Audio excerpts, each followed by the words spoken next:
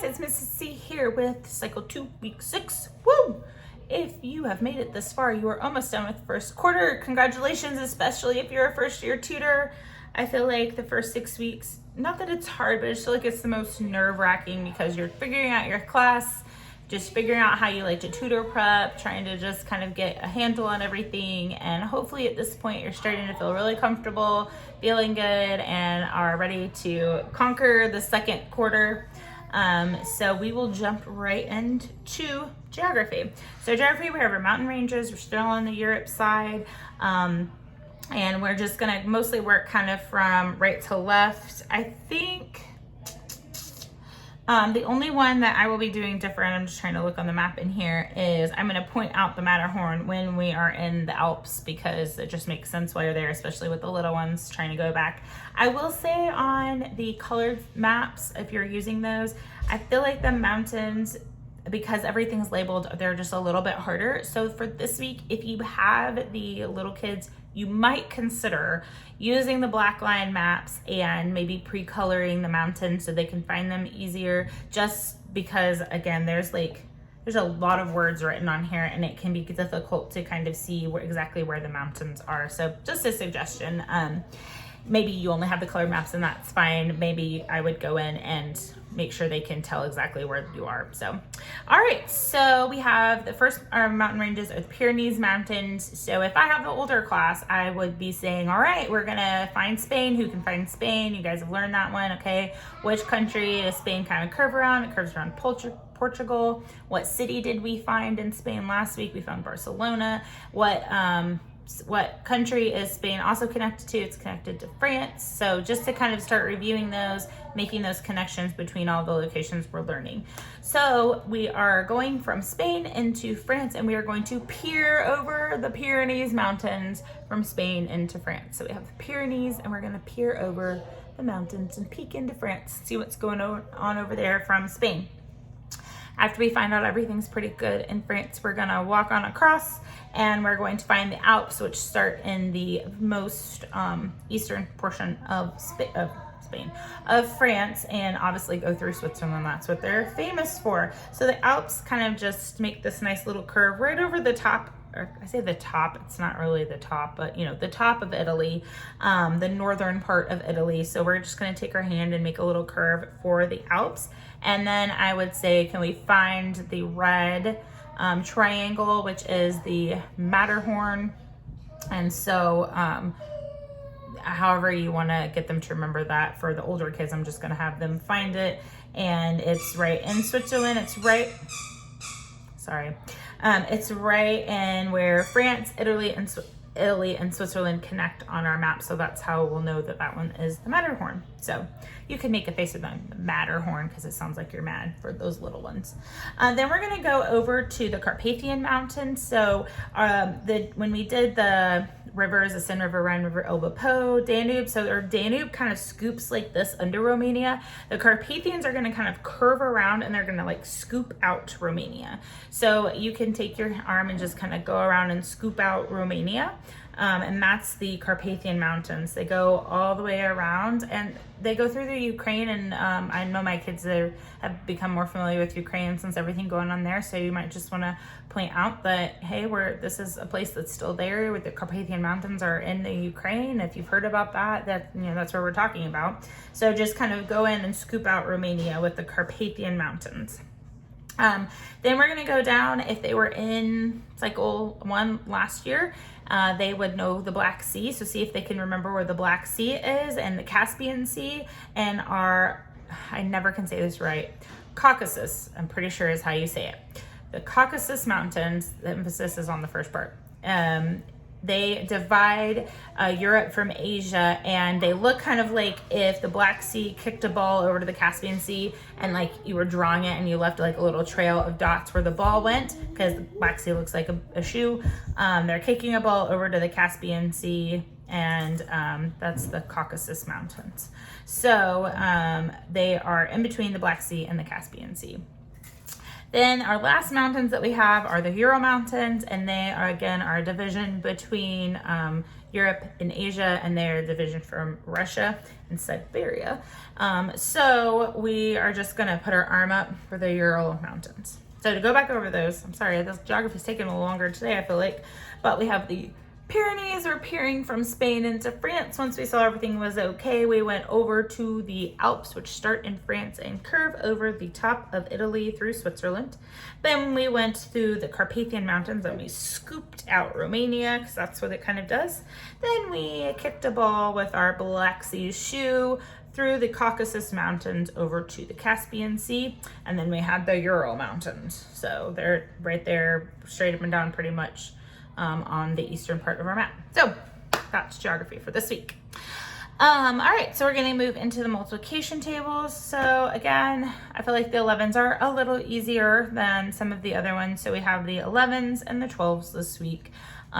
This is the part of the math multiplication tables that I just start being like, I have to check my own attitude about it.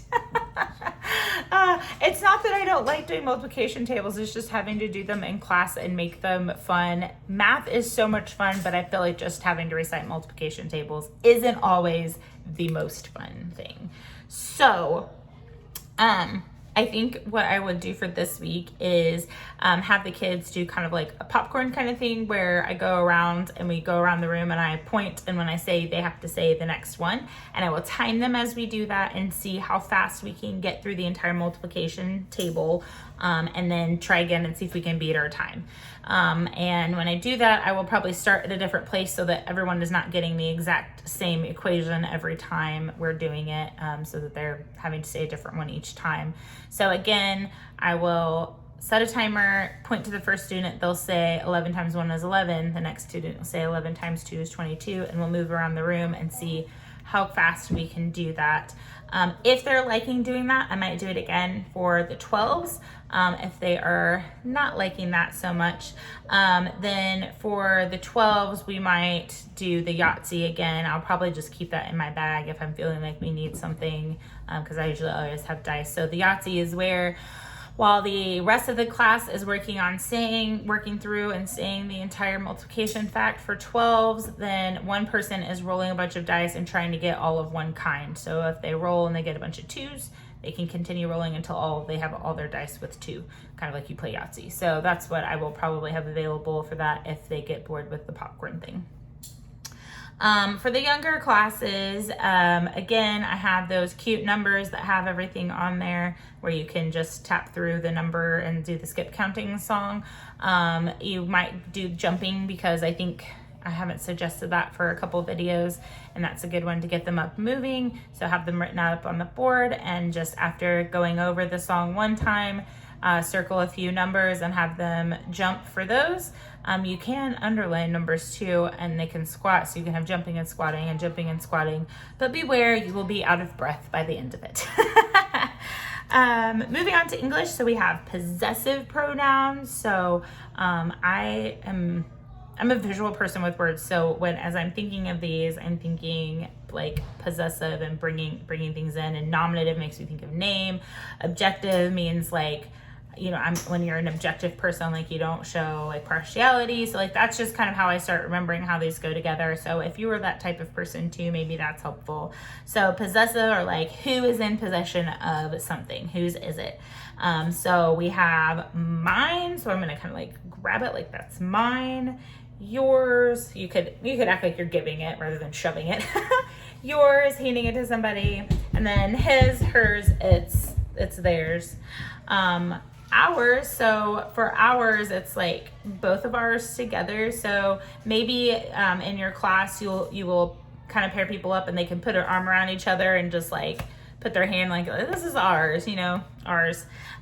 Yours, and then again with yours, maybe this one, because it's somebody else's, we'll kind of push it for the plural yours, and then theirs, just kind of like, it's for you guys, it's for you, it's not mine at all, it's theirs, so give it to them. Those are the hand motions that I would do. Again, just chanting them, I think also does. So mine, yours, his, hers, it's, ours, yours, theirs. That's kind of when I change it, how we do it. Moving into Latin, we have our Bobus Bit again, and remembering from last week with our cue cards. I have 8,000 papers on this table, no joke. We have our bow, and for future tense, our bow is going to shoot an arrow into the future, and that's how I remember Bobus Bit. So for this week, I will probably do the floor is lava. So the way I do that is I just have them move their chairs back from the table. Depending on how my classroom will be set up this year, I might bring in a couple. I have actual like little stepping stones, so I might bring in some of those. And basically we sing it and they have to keep moving the whole time, Bobus Bit, and they have to get to a different spot. And then it's kind of like musical chairs, but also you just can't be on the floor when we stop. And nobody really gets out like musical chairs. So I might pause and they have to not be on the floor. So they have to keep moving. They can't stop on any location. They have to keep going to different ones. So they go from chair to chair, or they might go down and be on one of the stepping stones I have on the floor. So that's what I'm probably going to do for this week for Latin. For science, we have reacting to change. So they have adapt, migrate, and hibernate. So with adapt, they are kind of changing. So I will probably just do, I don't really know what I'm going to do for adapt. I can't remember what I did for that one. I might just kind of like move over, like, okay, we're just going to go with the flow. We're just going to change. We're going to adapt to what's happening. That's probably what I'm going to do because I like for it to connect with the word. Migrate, I'm going to do a bird and have them fly from one side of the room to the other because we're moving locations. And then hibernate, we're just going to, I'll take a nap. So those are the hand motions for those.